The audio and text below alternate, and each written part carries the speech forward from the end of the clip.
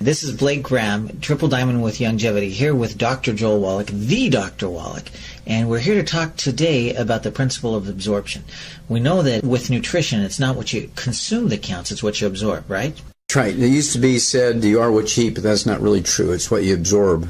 You are what you absorb. And I know that's one of the things that makes your supplements really stand out is because they're so easy for the body to absorb. But let's talk first about how absorption works in the body. Tell us about kind of the gastrointestinal system, how it is that our body's supposed to break down food. Okay, well, digestion actually starts in the mouth. Most people don't realize it, but digestion starts in the mouth two ways. One, mechanical, grinding and breaking up and chewing is very important, getting pieces smaller and smaller and smaller. In fact, the human body is a juice machine. Everything is moving towards being juiced, right? So we're going to chew things up, chop things up into small swallowable pieces. And saliva actually has ptyalin in it, which is a carbohydrate-busting enzyme. It actually begins to break down carbohydrate into sugars and sugars into simple sugars and so on. And so digestion begins in the mouth. It goes down the esophagus to the stomach. And the pH change from an alkaline environment, which is in the mouth, to a very acid environment. Your stomach has to be a pH of 1, and a pH range of 1 being the most acid, 7 being neutral, and 14 being the most alkaline. It's imperative that your stomach environment be acid for several reasons. Number one, it sterilizes the stomach, so yeast and bacteria don't grow there and prevents the formation and fermentation of carbohydrates and sugars and fiber into gases, and which causes bloating and reflux and heartburn and all that nasty stuff. Also, the enzyme pepsin, which is produced by the stomach, requires an acid environment to function properly. Pepsin is the protein-digesting enzyme. It breaks down animal flesh proteins, plant proteins, including grains, eggs, and so forth, cheeses, milk. Any proteins are broken down into the simplest of amino acids by pepsin in the stomach. The acid environment is also required for a substance called Castle's intrinsic factor, which is produced by the stomach wall, to bind with vitamin B12 and absorb vitamin B12. You cannot absorb vitamin B12 without being first very seriously acidified. The intrinsic factor just won't work. There are cells in the lining of the stomach that actually make the stomach acid. Hydrochloric acid they're called chief cells, and these chief cells require sodium chloride as the raw material to make hydrochloric acid. So that's kind of what goes on in the stomach. When the stomach churns things around, continues this mechanical breaking down, the acid begins to break down food by actually dissolving the connective tissue and separating fibers and cells of your food. And then, of course, there's the pepsin digestive enzymes, which break down the proteins into polypeptides, long strings of amino acids, down to tripeptides, which are 3 amino acids, dipeptides, which are 2 amino acids. The goal is to get down to the simplest of amino acids, which makes protein digestion and absorption easier. Then as the food moves into the duodenum, some people say duodenum, but duodenum is how I learned it. The pancreas and the liver both empty into the common bile duct, which then empties into the duodenum. And the pancreas actually produces quarts of alkalizing mucus and bicarbonate, in the form of bicarbonate. And the purpose is to alkalize the duodenal environment because the pancreatic enzymes and the intestinal enzymes only work in an alkaline environment. So you got to switch from being very, very acid to very alkaline. So all enzymes are very pH dependent. Oh, absolutely. They work in a certain pH range, and if you get out of that pH range, those enzymes aren't as effective. Well, they become a non-factor. They're just zero. They will not work if they're not in the right pH range. And this is why we die from changes in pH of our cells. The enzymes in our cells don't work either, not only the digestive system outside their pH range. And if you get into acidosis, normally our body itself is supposed to be like 7.1 and pH just a little above neutral. And you get to be 7.3, you're in what's called alkalosis, you're in the hospital dying because all your enzymes in your cells stop. That's too high of a pH.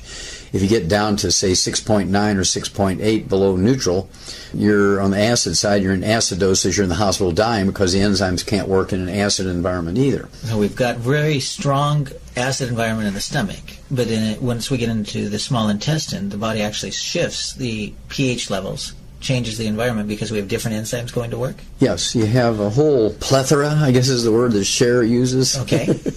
A whole plethora of enzymes that are produced by the pancreas to digest proteins again, to digest carbohydrates down from long chains, hundreds of sugars, down to polysaccharides or disaccharides, which are multiples of sugars, two sugars down to simple sugars, and break down complex sugars into simple sugars. It also has lipases, all the enzymes that are produced by the pancreas end in the suffix ase, A-S-E, and so if there's a peptase, you know, that's a pancreatic enzyme. Like lactase we hear about for breaking down lactose. Exactly. So all the ACE means they're pancreatic enzymes that are digesting long chains of things down to their simplest components for absorption down the pike. And once we break them down, then we still have to absorb them. That's correct. How does that work in the intestines? Well, I got one more piece going on here, and that is the bile coming down the bile duct, which is produced by the liver, the largest gland in the body, is designed to do two things. Number one, homogenize fats, take them from big, large molecules of fat down to little droplets in a very uniform fashion, purpose of which is to absorb fats. So when the fats are attached to bile salts, you absorb these fats easier. You go from large fats down to fatty acids, okay, or triglycerides, which is a 3-carbon glycerol with 3 long chains of fat on it. Triglycerides, that's where that comes from. And so the bile breaks all that down into the simplest of fats called fatty acids. Then the bile also helps you absorb fat-soluble vitamins, A, D, E, and K. Also, the bile from the liver helps you absorb cholesterol, the good fats, very important to everything from your cell walls to your brain to nerve insulation and storage of energy and so on.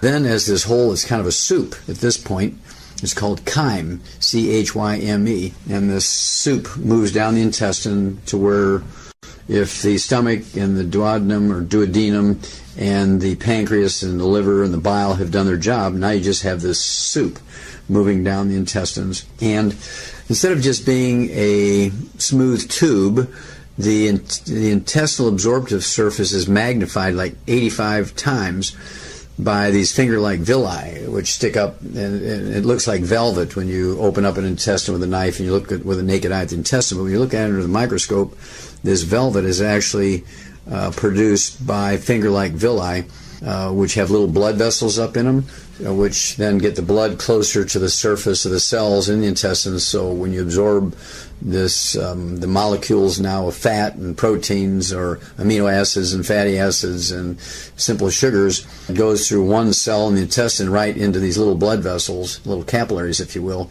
then into the bloodstream, which then goes up the hepatic vein in through the liver for the most part. And the liver pulls out what it wants and then distributes everything else. When we talk about these villi, I've seen slides, and it looks like, almost like imagining a visual of carpet fibers, right? And That's on correct. each of these carpet fibers, then there are individual hairs that stick out. Microvilli. That actually, again, you said increase the surface area of the That's stomach correct. by 85-fold. Yes, that's correct. And also they have a certain amount of muscle in them, so that there's this peristaltic waves of the muscle in the intestine squeezing things along, just like you would, take one of these large, long balloons, and you'd take your fingers and you would just kind of move, say, the narrow part of it down. You can, how these magicians do that with these long balloons, make little animals and things by moving the narrow piece up and down the balloon. With their hands. Well, the muscles in the stomach do that, the muscles in the intestinal walls do that, and the muscles in these little villi do that. Additionally, there's a wave-like motion. In addition to this large muscular motion, there's also this wave-like motion of these villi that move things along. And also it opens up the space between the villi so more stuff, more of this chyme can get down in between them and be exposed to the surface area. Now, is that why when people have inflammation, it really decreases the absorption area? They get inflamed and food can't get down between there? And That is correct. That's one of the things that happens when you have inflammation for any reason, whether you have an infection like salmonella, you get a salmonella infection, or you get food poisoning and everything comes out the other end because you can't absorb it. These little villi swell, as you can imagine. Right. And they swell, and it closes off that space in between them, as you point out. And even the tips of them get all inflamed and swollen, and so they cannot perform their function, or absorption is reduced to almost zero at that point. Now, what's the role of the good bacteria in our intestinal tract? What does that do for our bodies? Well, the good bacteria, 99.9% of them are in the colon. They're not in the stomach, which is sterile if you have the right amount of acid. They're not found in the small intestine if you have the right amount of alkali. And so the good bacteria kind of survive. I mean, let's say you swallow 1 million probiotics, maybe only 20,000 get through your stomach because the acid kills them all. Right. Okay? Then out of the 20,000 gets into your small intestines, maybe another 10,000 die because of the alkaline environment. So that maybe only 10,000 make it to your colon. But when they get there, that's the perfect environment for them, pH-wise, oxygen-wise, and so forth. And they begin to flourish and reproduce themselves, and 10,000 will become billions. And what do they do? Well, they actually fend off bad bacteria by just being there and growing their presence. They're called commensals. They're just there. Most of them don't produce anything good for us, but their presence crowds out the bad guys. There's also a symbiotic relationship with some of these probiotics in that they produce vitamin C, they produce vitamin B12, they do all kinds of nifty stuff by producing certain vitamins. And this actually happens in animals in their digestive tracts as well. I always smile when vegetarians say, well, look, there's a cow and an elephant, and they eat grass, and look at them. Why can't we just eat vegetables?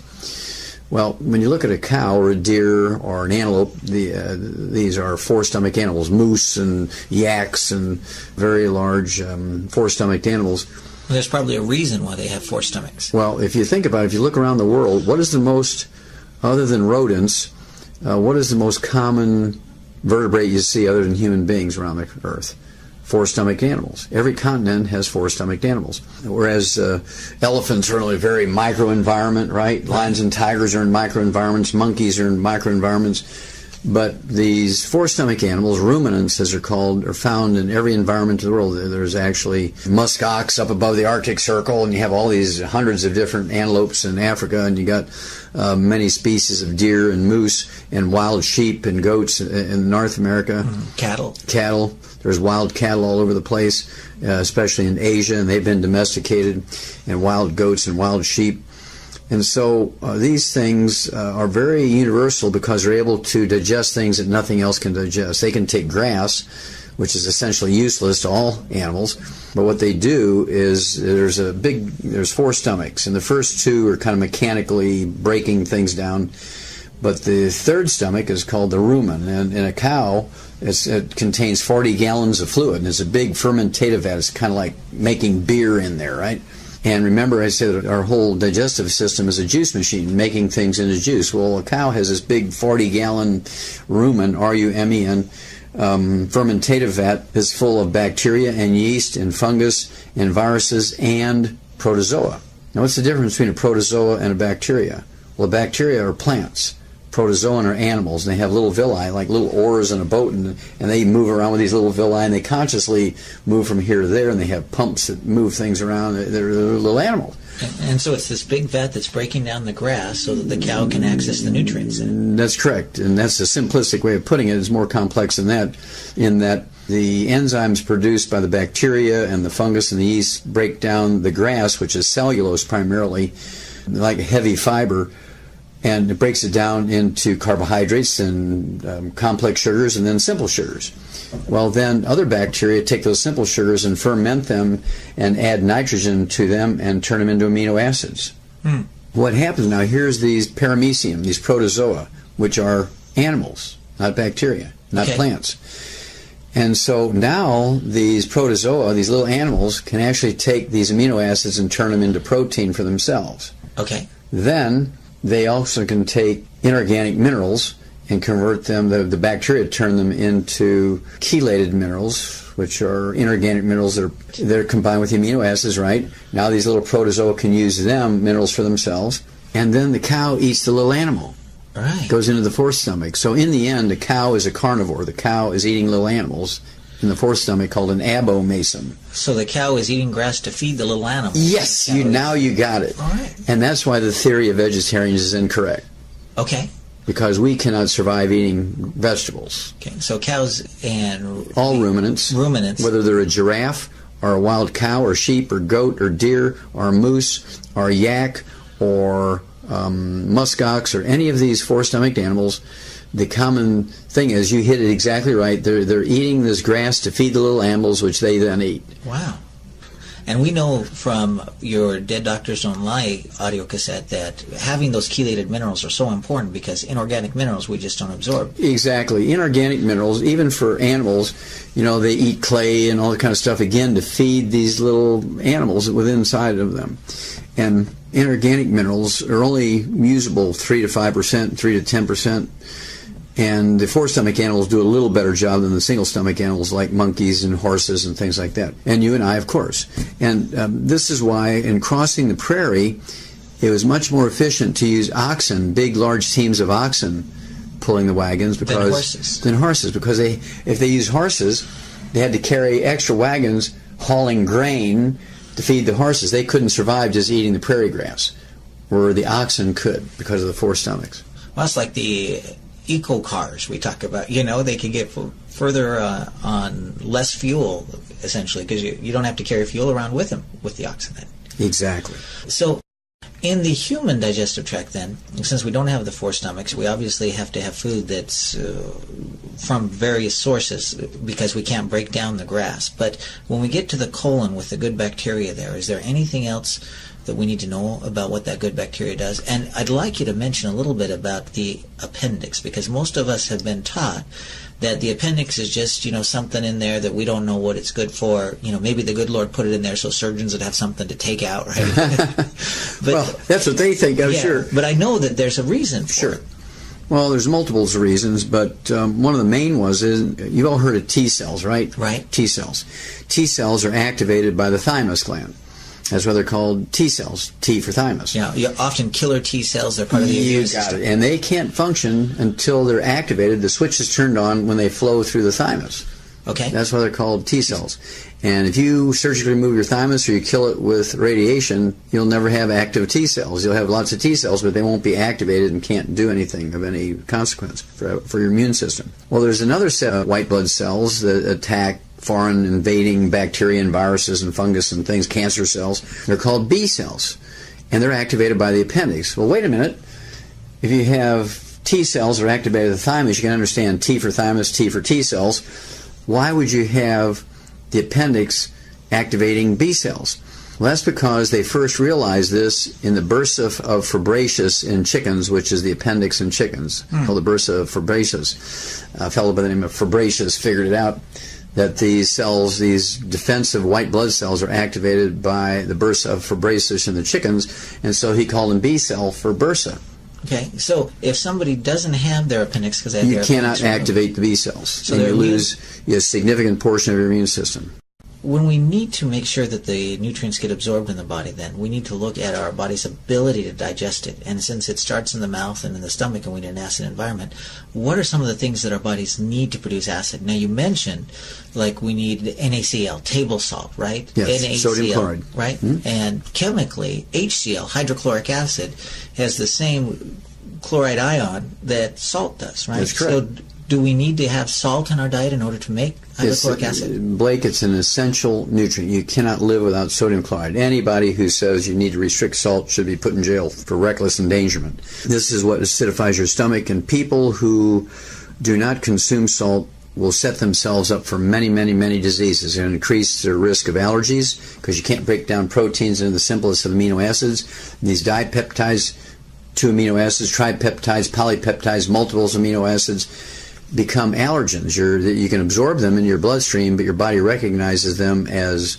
oranges or beef or eggs, and so what happens is you get allergic to those foods when you cannot fully digest them down to the simplest of amino acids. They're treated like foreign invaders. Exactly, so it's a real hazard. And so it's imperative that you have stomach acid. There's actually specialized cells in the stomach called chief cells. You can actually recognize them on microscopic sections of the stomach. They're very distinctive and very separate from just the standard cells in the stomach. Like I say, imperative, nothing happens, and also acidifies the minerals. For instance, you can be supplementing with all the iron you want. I mean, with tons of iron, and you can still be iron deficient if you don't have enough stomach acid to then acidify that iron so that it is usable, absorbable in the body. Just like we said before, it's not what you eat, it's what you absorb that counts. Exactly. Right now, we have more and more problem with a lot of people with digestive issues. And that's the title of this recording here, Serial Killers, we call it. Cereal, not like cereal with an S, like a repeat, but cereal with the C, like the grains. And that's because we're seeing an increase in the amount of a lot of these grains and cereals in our diet. I think the World Health Organization actually did a study, and they looked at the number of increase in the carbohydrates, and our carbohydrates have more than doubled over the last few decades, and 85% of that is an increase in those breakfast cereals, right? And so when we're getting more and more cereals and more grains in the body, especially we talk about wheat, barley, rye, and oats, and I know there are some people that talk about hybridization. You know, I know in farming technique, you're an expert in agriculture as well. There was a time when the farmers in agriculture actually looked at hybridizing wheat, so we get a more robust wheat that'll grow in a lot of different environments, a shorter grain stock to increase yield. But it's not just having a more robust wheat, it's actually the body's ability to break it down and the decrease of the salt in the diet, because more and more people are saying, hey, low salt, low salt, low salt, because we've heard about it from doctors. What does that do when we have more grains and we've decreased the body's ability to break it down? Well, that's about 16 questions. And so basically, you have to appreciate that the hybridization of all things in agriculture is designed to increase yields. More, as you say, the word more robust and able to fend off enemies like bugs and smut, which is like fungus and things of that nature. Grow in environments where it couldn't grow before. Maybe, but also what happens is you give up something when you hybridize a plant. Anytime you inbreed it or hybridize it, you're giving up something to get something. In the case of better defenses, defend off, again, yeast and bacteria and fungus and viruses that attack the plants, so you don't have to use pesticides. You're able to grow them in a more organic sort of way. You're avoiding more chemicals so it's not intended to be a bad thing to hybridize them, because if you build a plant that can fend off bugs and bacteria and viruses without the use of chemicals, that's very good. Right. Unfortunately, there's always unintended consequences. One of the unintended consequences of hybridizing wheat, for instance, is the reduction in protein. Back at the turn of the 20th century, depending on the strain of wheat, the species of wheat, you had anywhere from 13 to 17% protein. Well, today it's about 3% protein. So the amount of protein goes way down by hybridizing grains to fend off parasites and bugs and so forth.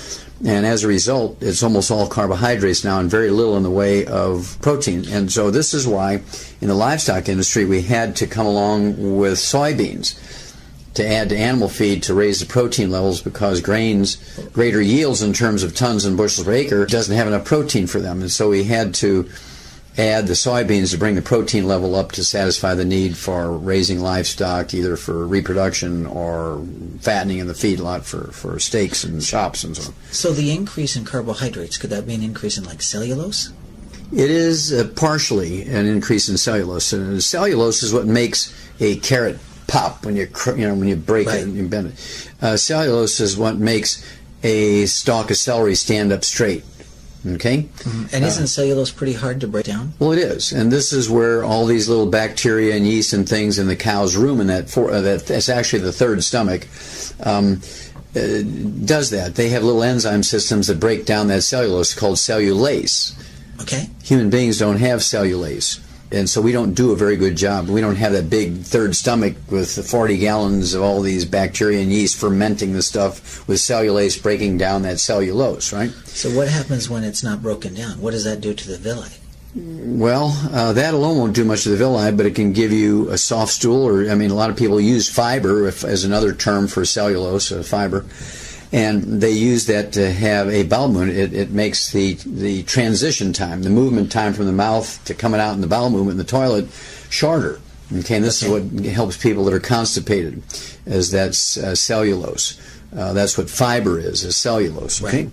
And so it can be medicinally useful as long as it's a neutral type of cellulose. If it comes from foods that cause intolerances, not allergies necessarily, but intolerances that can create more problems and other unintended consequences. Well, explain to us what you mean by intolerance, because this is, I think, a new term for most people. When most people think of food allergies, but we're talking about something that's not a blood allergy, an allergic reaction that happens when undigested particles get in the blood.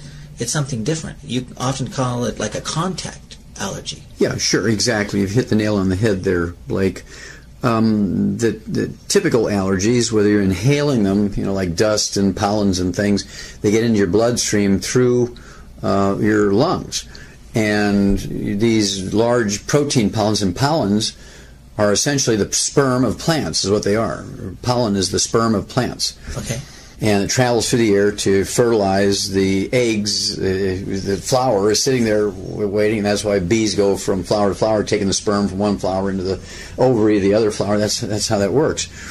And the pollen is a very high protein thing, and we actually have some great pollen products of pollen burst, right? Right. It has flower pollen, not bee pollen, and as a result is less allergenic than bee pollen, because bee pollen has bee spit and bee pee that becomes a sensitizing factor in its own right. As these relatively large biochemical protein or polypeptide products get in your blood, it sets up an immune reaction, and your body recognizes these proteins as being eggs and cabbage and beef and fish and shrimp, so you become allergic to them. You set up allergies to them because your body's trying to protect you from this foreign invader, perceives as a foreign invader.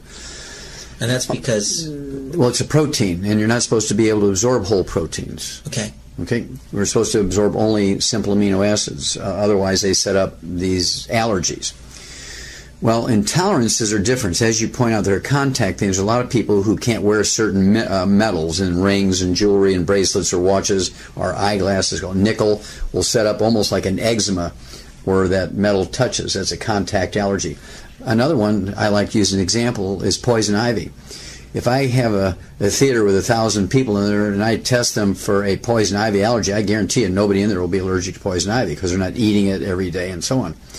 On the other hand, I guarantee you they're all intolerant to poison ivy because poison ivy actually produces and releases a toxin to defend itself against foreign invaders. It fends off bugs. You never see bugs eating poison ivy. Right. Okay, you never see animals eating poison ivy because after one time they won't do it again. Right. And that's its defense. That defense, that intolerance to that toxin or that poison or that contact poison that's produced by the poison ivy, it makes your skin have almost an eczema, dermatitis, or psoriasis-like reaction. Now, the same thing happens when you consume foods you're intolerant to, not allergic to, but intolerant to, because this food will produce a contact intolerance, contact allergy, if you will. You don't have to absorb it to react to it. Right, so it's a contact allergy, not necessarily just on the skin, but contact with the intestinal lining. Yeah, and I don't like to use the word allergy because it's not a true allergy, and people, well, we tested you for a wheat allergy and you're not allergic to wheat, but you're still going to be intolerant. To that gluten, okay?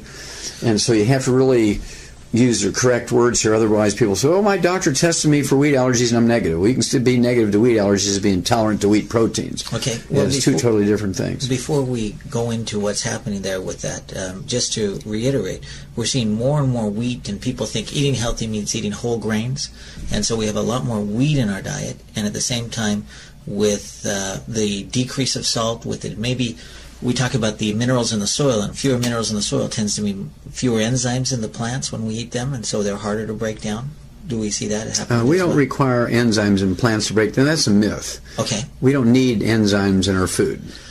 Okay, because we produce our own enzymes. Yeah, if you're getting all your nutrients and everything's perfect, you're producing all the enzymes you can eat. Everything you eat without enzymes in it, and you'll be fine. Right. Okay. But your body has to, in order have to... raw materials. Right. And in order to have the enzyme that breaks down wheat work, you need a pH of about, you said 1.5, 1 to 1.5 pH? In the stomach, that's correct. So super acidic environment. What happens if you don't have that strong of stomach acid, if you haven't been eating salt? Well, then the pepsin won't work. It won't digest wheat, barley, rye, and oat proteins, or egg proteins, or fish proteins, or clam proteins, or any kind of proteins down into the simplest of amino acids. So we get undigested wheat, barley, rye, and oat protein that's into the intestines. You got it. Now it becomes a dangerous chemical. Okay. It's like little slivers that go down there and become kind of, and then they create. It's not a mechanical thing. Okay, more than just a mechanical. Yeah, and slivers implies to me mechanical stuff like splinters and and microscopic splinters, and so it's not slivers. So I wouldn't use the word slivers. It's actually a protein. It's a microscopic droplet of protein. Okay. So it hasn't been digested. It touches these villi, and what happens? It's like poison ivy. Okay, this is like a toxin of poison touching that villi, and it swells up. And because it swells up, we've cut down the ability of the food to get you reduce the surface area, right, which messes up our absorption. Plus, when that villi swells, it not only swells on the outside to close off that space in between the adjoining villi, but it also squeezes the blood vessel on the inside, because the swelling also goes the other direction. Okay, on the inside, it shuts off that blood vessel, so even if you can partially absorb some of that food, it doesn't get into the bloodstream because there's no blood in there anymore. Okay. There's no circulation. And this is why you have problems in another way when you have what's called celiac disease. The villi actually die, and they will die because of cut off circulation. Exactly. Okay. And they die, and so now you're losing 10%, 25%, 50%, 75%, 80%, 100% of your absorptive surface. And now your intestines are just a tube, and there's actually scar tissue right behind all those dead villi, trying to protect you from the invasion of the bacteria and acids and alkali and all this other stuff. Now, when you've done all of these autopsies on both people and animals, did you see this? Oh, yes. It's very dramatic and very easily diagnosed at autopsy or biopsy, and so you can actually feel it when you do surgery. You can run your hands down the small intestines, and you can actually feel areas. And this doesn't happen all at once. It's not like turning on a switch, turning off a switch, like all your intestines go at the same time.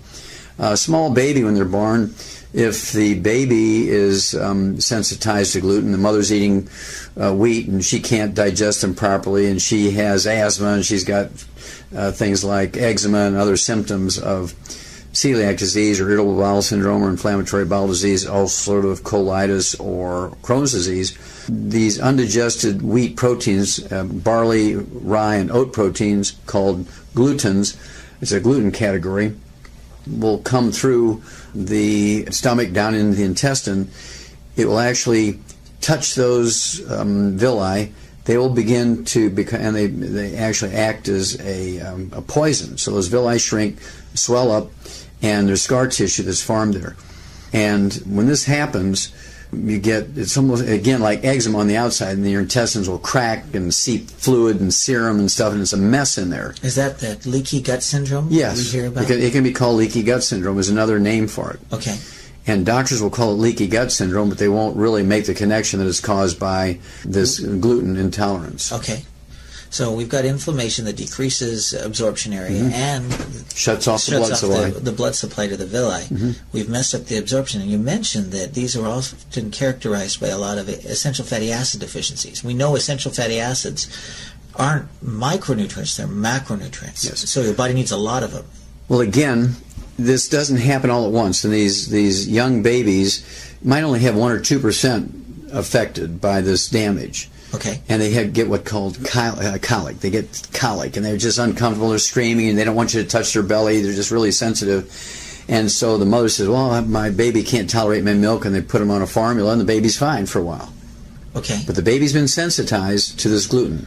Now the baby now has a gluten intolerance. So it was undigested wheat, undigested gluten. Undigested wheat, barley, rye, or oat proteins coming through the breast milk that sensitized the baby. Okay, so now the baby's sensitized to it. Yes. It goes on formula. It does fine. It does fine. But then it grows up, starts to eat cereal, breakfast cereal. It starts to eat solid food, is weaned off the formula onto solid foods, and now it goes through the same process again because it's been sensitized. And your intestine has a memory, and it says, oh, there's that gluten stuff, and it reacts, and the villi shrink, and the blood supply shut off, and it goes through the whole thing again.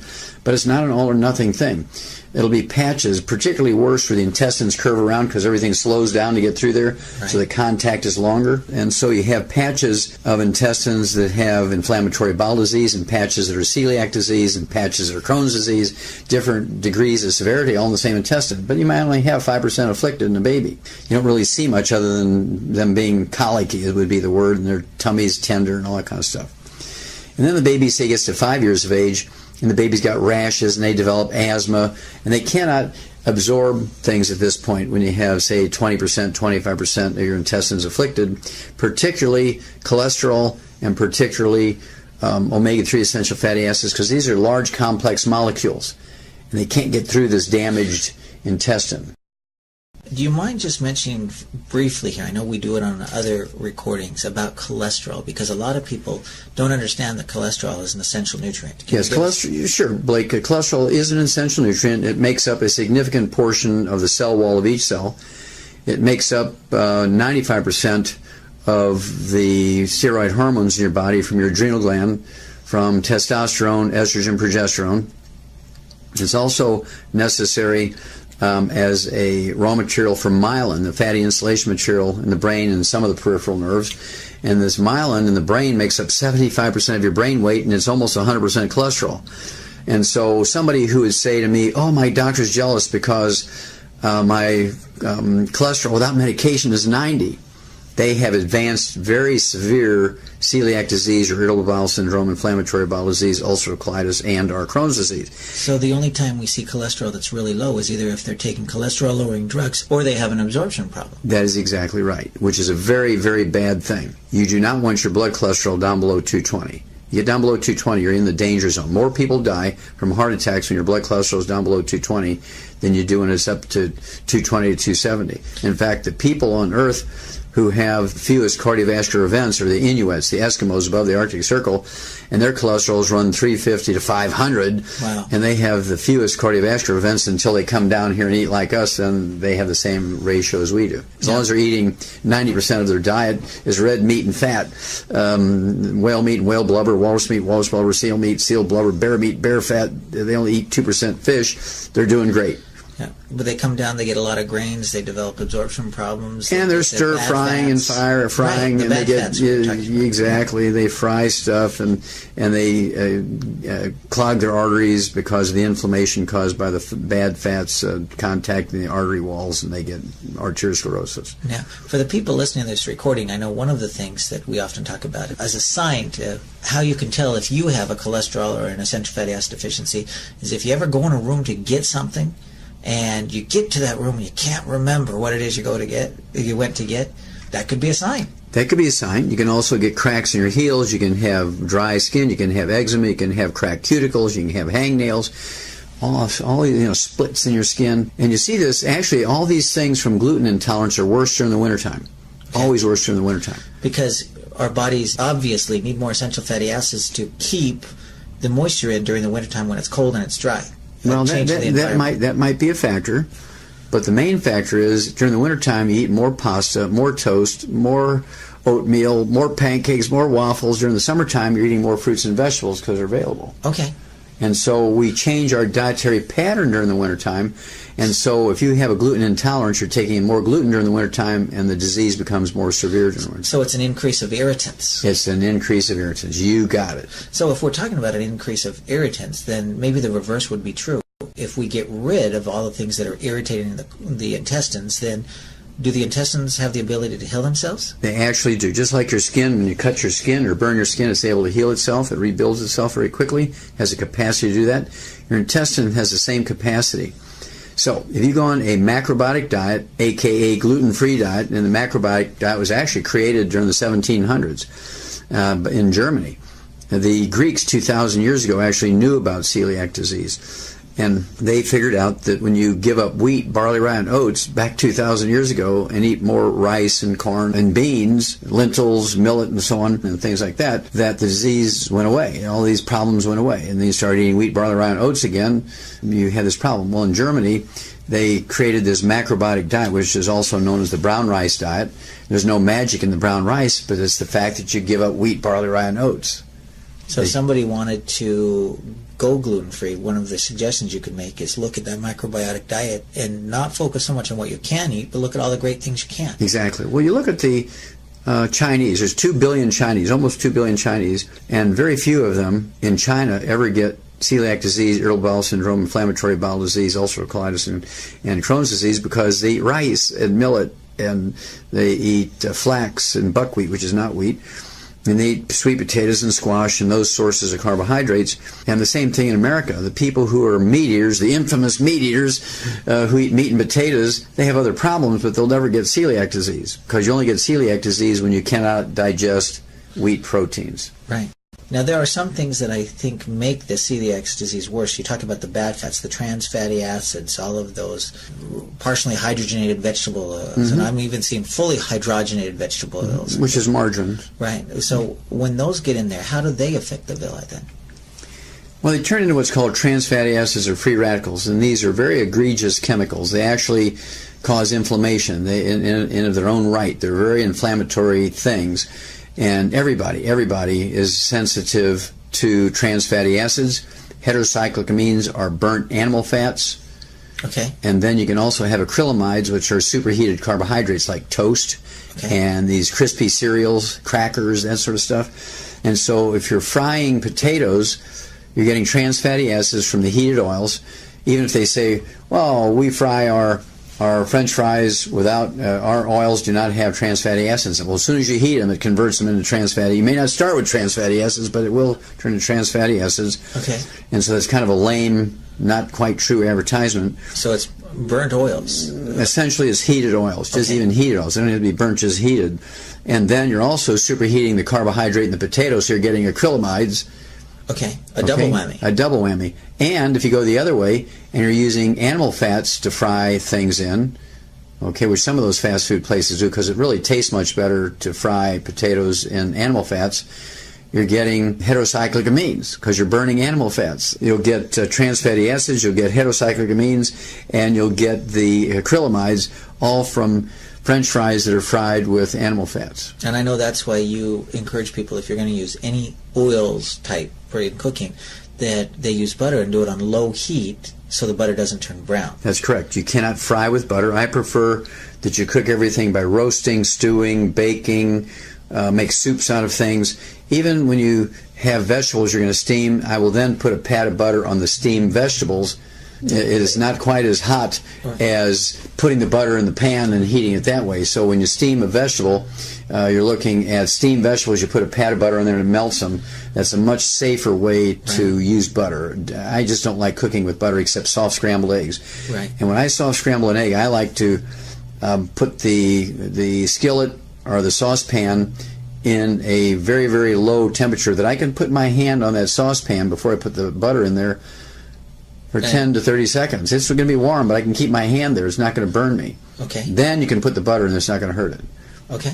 So we use more butter. We cook on lower temperatures. And use water. Cook in water. Cook in water. Okay. And at the same time, we want to probably decrease the amount. Is there anything wrong, even for those people that don't have celiac, is there anything wrong with them decreasing the amount of gluten in their diet?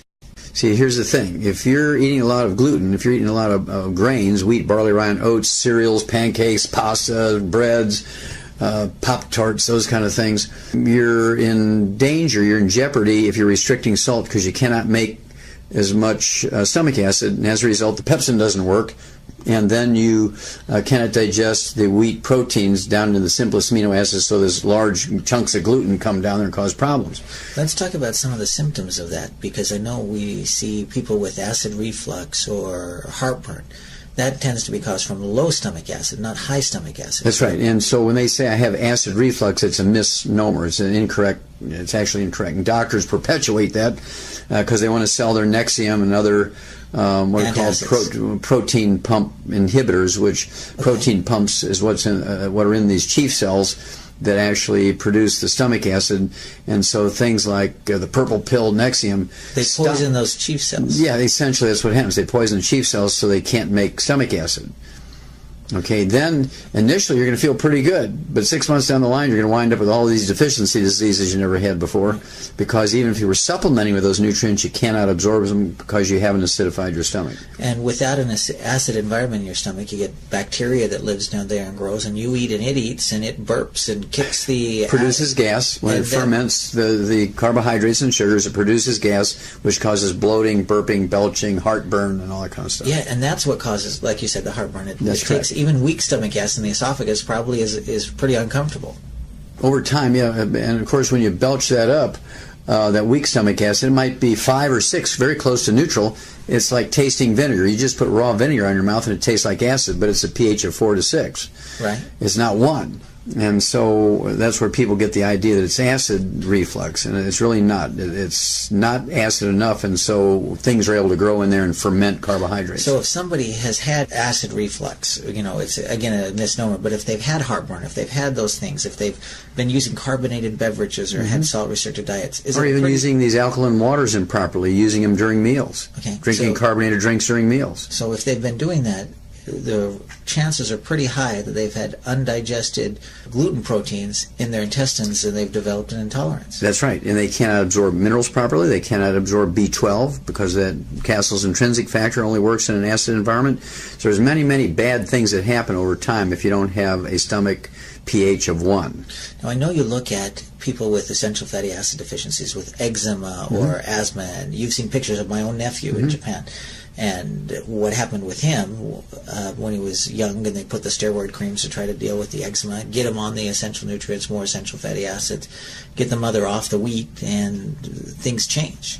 But what are some of the other symptoms? I know that you talk about people with multiple diseases that are very different diseases, like a calcium deficiency is the same time as they have a copper deficiency is the same time they have other things. That can be a sign of an absorption problem. Absolutely. And of course you see this in a hair analysis. When you look at a hair analysis, which can look at, they say, 30 to 50 different mineral levels in your hair, if they're all below normal, you know you have an absorption problem because that's not a natural thing. Some of them are going to be in the right in the middle of where you should be. Some are going to be a little high. Some are a little low. Some are in low normal. Some are in high normal. And so, you know, it should look like a stock market chart. But if everything's below normal, if you just kind of like a flat line, that means you're not absorbing. Okay. So you can actually use a hair analysis as a non-invasive, very economical test. Now, other things we see is we talk about if you've got a lot of bad bacteria in your colon, you get a lot of smelly gas. You can have sulfurous gas because they produce sulfur dioxide, and also the bad bacteria produce waste products. You know, they pee and poop, and it's called bacterial toxins. And this is where you get food poisoning. If you have, for instance, a staphylococcus food poisoning, it produces a toxin that's very, very quickly, you'll be on your hands and knees throwing up and having diarrhea. You'll be a mess, headaches, and just really feel bad, and it can wind up killing you. And you can get that within hours after you consume staphylococcus poison, okay, food poisoning. On the other hand, salmonella food poisoning usually takes 12 to 24 hours after you consume salmonella bacteria for them to produce enough toxin to cause food poisoning. And so you can tell without even doing the culture whether it's a staph or a salmonella based on the timeline. Yeah, the timeline when you eat something and when the food poisoning occurs. Well, what about copper deficiencies? Do you see people with celiac disease and absorption problems have a lot of gray hair? Is that common? Well, sure. They're going to have a lot more symptoms of copper deficiency, iron deficiency, omega-3 essential fatty acid deficiencies, folic acid deficiencies, which can be very bad in women who are in the age where they can, you know, childbearing age. If you have a folic acid deficiency, even if you're eating lots of salads, you can have a baby born with spina bifida. If you have a zinc deficiency because you cannot absorb it, you're supplementing with zinc, you can have a baby born with a cleft palate or heart defect. You can have a baby born with Down syndrome because you cannot absorb zinc. And so these things are absolutely paramount to have optimal absorption of these nutrients. And so you have to pay attention to each digestive compartment: acid in your stomach, alkaline in your intestine, healthy bacteria to fend off the bad guys in your colon. And it's actually a lot of work to make sure all that functions properly and everybody's happy getting all the raw materials they need and keeping the bad stuff away. And this is where the trilogy of books, Let's Play Doctor, Let's Play Herbal Doctor, and the Passport to Aromatherapy come in. This is where the book Immortality comes in. This is where the book Dead Doctors Don't Like Them. I mean, they all talk about these things sometimes in segments. And there's another section in the book Rare Earths Forbidden Cures which talks about hair analyses and talks about how when all the minerals on a hair analysis are below the low normal line, that means you're not absorbing. And you know, I see thousands of these a year. And now we're seeing tens of thousands, maybe millions a year. Because it's going up because people are eating more grains and people are being told more and more by doctors to avoid salt. So that combination is very bad. So if somebody is using the 90 essential nutrients, we know if you give your body what it needs, it'll do some amazing things. That's correct. Okay, so you're doing some troubleshooting there. Using it, most people are going to get results when they absorb it, but if they're not getting results, the first thing we look at is, are they absorbing it? That is correct. So, in addition to going gluten-free, and it's important that they stay gluten-free so they keep their absorption. That's correct. We often add an enzyme product to help break it down, and especially people that say maybe they've had their gallbladder removed, and so they're not producing they're not storing enough enzymes to be able to. Well, they're not storing enough bile. Bile. Okay. In that case, it's not enzymes, actually, it's bile. It's kind of an emulsant. It's almost like detergent is what it is. Bile is like a detergent. And it breaks down big globs of oil and fats down to little globs of oil and fats that are more easily absorbed. So for those people, taking a great digestive enzyme and using probiotics, those can also help with people that are going gluten-free to help give them the right environment for the intestines to heal themselves? Well, by right environment, you're talking about digesting foods down properly, right? But you still have to have the proper pH in the stomach and the intestines. Okay. And you have to have some of the pancreatic and intestinal enzymes that are coated so they don't get destroyed and digested in the stomach, which is more acid, right? And so all these factors have to come into play. And then, of course, our ultimate enzymes has ox bile in it to give you that ability to, I call it the gallbladder in a bottle, because it has the ability to, as you point out, give you the right amount of bile when you have a meal, particularly a fatty meal. Now, to know how bile works, what I want you to do is take and put some like salad dressing oil or even corn oil or something like that in warm dishwater, and it just forms a coating over the entire, kind of like a blanket over the water, surface of the water. You get this oil that's just equally distributed. Take a couple of drops of a liquid dish detergent and put in there. It just breaks up into little beads, like BBs, and just all breaks up. And that's what bile does to the fats in your diet. So how many enzymes and how often should a person take them? Well, I like them optimally to take, say, 2 at the beginning of a meal with a couple ounces of water. Our ultimate enzymes, which has the ox bile, the pepsin, the betaine hydrochloric to make stomach acid. It has the enzymes from the pancreas, pancreatic enzymes. It also has plant enzymes. It has bromelain from pineapples, and it also has papain from the papaya, which are very nice enzymes from plants. We don't need them on a daily basis, but if you have a digestion problem for a support, just like putting a cast on a broken leg, they're used as medicinally in that fashion. You don't need them all the time if you don't have a problem, because you'll make your own enzymes. What about the FlorFX? How often and how many should the person use the FlorFX? I like to use the FlorFX. I like to use the Nightly Essence. I like to use even the Triple Treat Chocolate, which has probiotics in it. That's great to use probiotics, too. Yes. And you can use those as often as you want. They do not have to be consumed with meals, and actually it's better if they're consumed in between meals because you have less stomach acid, so more are going to escape through the stomach without getting digested and killed.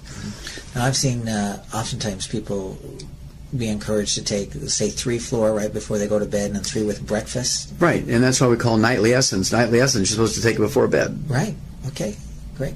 So, in addition to that, this is, again, these aren't standalone products, but they go with the 90 essential nutrients, correct? That is correct. Now, I do have to make sure we say this.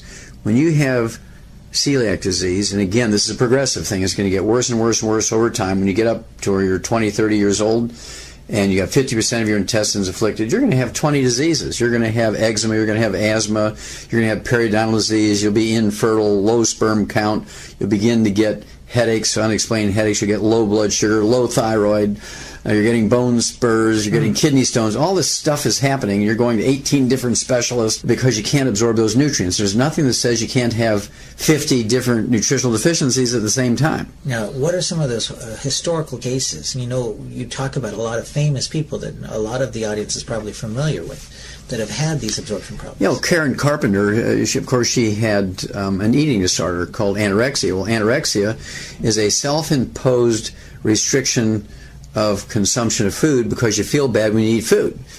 And almost always is because they have celiac disease and they feel really, really bad when they eat wheat, barley, rye, and oats. And so they just give up eating and they keep going downhill. And they feel pretty good when they're fasting or eating lettuce, and then they start eating breads and whole grains again because they know it's healthy, quote unquote, and then they get sick again, they stop eating, and so there's this downward spiral. They may level off for a while, for a couple of months, and then they start eating those whole grains again, they drop down lower, and over a period of years, usually in their 20s and 30s, they will be really seriously ill with anorexia, and some people can't give up eating, and so they'll throw up the food, and that's bulimia, they realize that if I throw it up, then I don't feel bad. But if I just eat it and leave it go down through my intestines, it feels like somebody's pulling a dry rag through my guts, is how they describe it to me. Now, could obesity also be a result of poor absorption? Oh, absolutely. Because sugar is a very small molecule, and you can absorb sugars and get lots of calories in that fashion, but you cannot absorb minerals, you cannot absorb essential fatty acids, you cannot absorb cholesterol. And mineral deficiencies are what cause the insatiable cravings, the munchies. In animals, it's called cribbing or pica. And as soon as you're taking in enough minerals that you can absorb, all those cravings and munchies go away and you lose the weight. Yes. And the portion control becomes easy to accomplish. But you have to give up the gluten for your intestines to heal to then be able to absorb the minerals.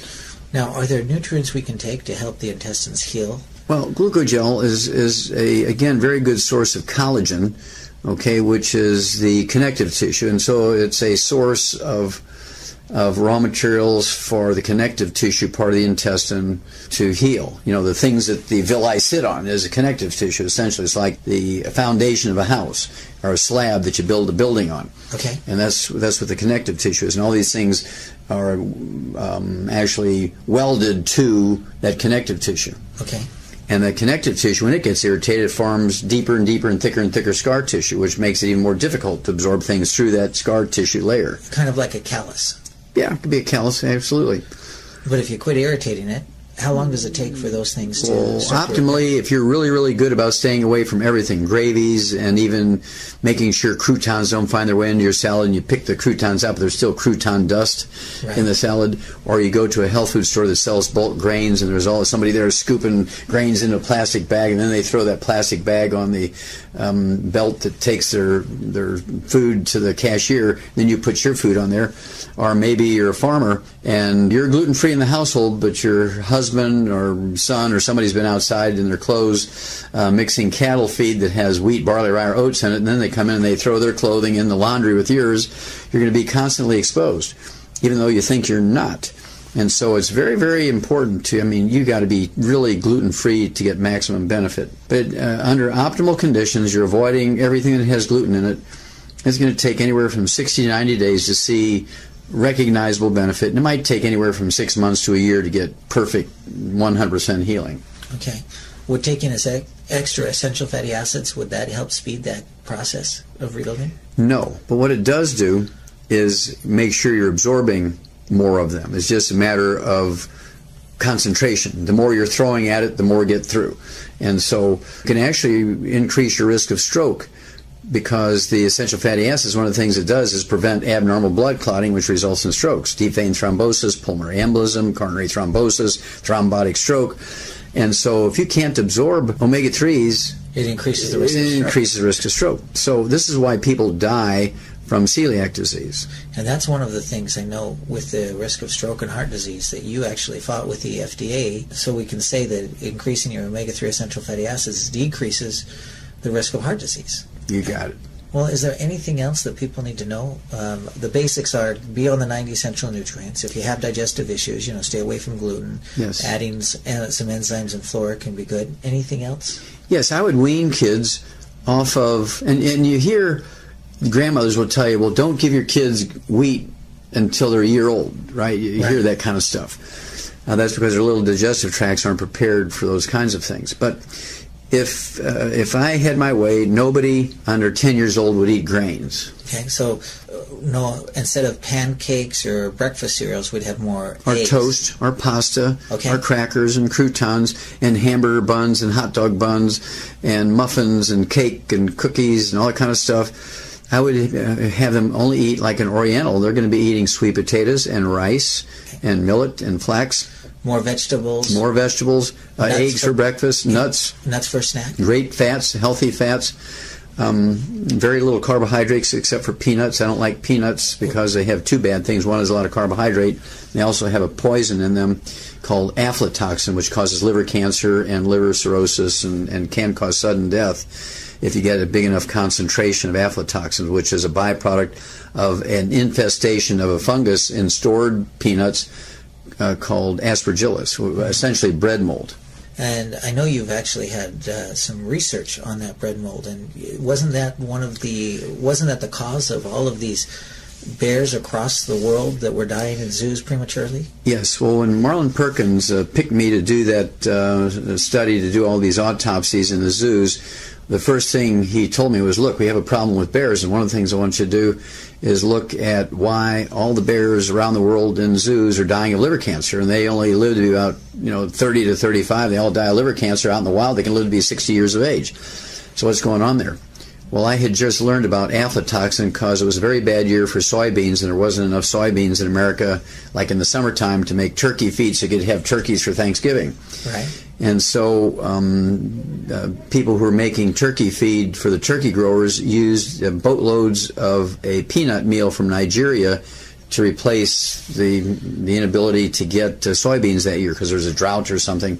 Well, it turns out all those shipments of peanut meal from Nigeria were infested with that aspergillus mold, that bread mold, and so it infested the turkey feed with aflatoxin, which is the poison produced by this aspergillus. And all the turkeys in America died of liver cancer, so they had to import turkeys from all over the world to have enough turkeys for Thanksgiving. Well, that had just happened when I got that position, so I'm thinking, okay, well, maybe the aspergillus is the same thing there, maybe the aflatoxin, same thing. And you can recognize aflatoxin in food by getting in a completely pitch dark room, absolutely no light, and getting a black light, which is essentially an ultraviolet light, which they use in discotheques. They have all those luminescent lights, and the really pretty yellows and oranges and purples and greens and blues. Well, these aflatoxins will fluoresce like that. So you can take a slice of bread that just looks like Wonder Bread, you get in there in the dark and you put that UV light on it, it'll fluoresce golden yellow and orange and green and blue. It's just very scary. Okay? And so I started doing that, and I would write letters to all these zoos, and because we didn't have faxes and emails in those days. We're talking about the 60s, right? And I'd say, well, what are you feeding your bears? And we're talking about a 1,000-pound animal, a lot of expense to feed a bear. So they'd go to these thrift stores, bread thrift stores, and get the week-old and 2-week-old mold-infested bread, and they'd pay them a nickel a loaf for it just to get something for it. And they'd feed the bears that. Well, it's all infested with the aspergillus and the aflatoxins. So we just switched them over to dog food, like dry dog food in 50-pound bags, and the liver cancer in bears stopped overnight. And this was more than just one or two zoos. We're talking every zoo. Every zoo in the world. Because every zoo in the world fed bears old moldy bread. And so what happened to the lifespan of the bears? Well, now they live up to 50 to 60 now instead of 35. Fantastic. And so that was a very quickie. That was one I got in there in the first couple of weeks. I figured that one out and said, well, this isn't all that hard. Well, can health be that simple for people? Health is that simple, Blake. It is that simple. Once you know the combination, it's like if you have a heavy-duty combination lock and you're there with a sledgehammer hitting that thing, you can't open it. Here comes a little 3-year-old who knows the 3 numbers, right? 007, 007. Yeah. And click, the thing opens up. And the same thing with the secrets of health and nutrition. Congestive heart failure, the most common cause of death in Americans, is a simple thiamine deficiency, vitamin B1. It's the terminal event of beriberi thiamine deficiency. Now, what do doctors do? Well, they give you all kinds of pharmaceuticals and drugs to regulate heartbeat and diuretics to get rid of the fluid that's collecting in your lungs and your chest and your belly cavity. And they give you digitalis to make your heartbeat more effective. And then they put you on the heart transplant list. They give you a heart transplant. So you're looking at $500,000. Well, all you have to do is put people on the 90 essential nutrients, get them off of sugar, which aggravates the thiamine deficiency, and you give them something like the de-stress capsules, which 2 capsules gives you 3,000 times the minimum daily requirement of vitamin B1. Not B-complex 100, we're talking about 3,000 times. And so when people have congestive heart failure, I like to give them 6 of those capsules a day, so they're getting 9,000 times the minimum daily requirement. And so you get, and I can legally say this will support and promote healthy cardiovascular metabolism.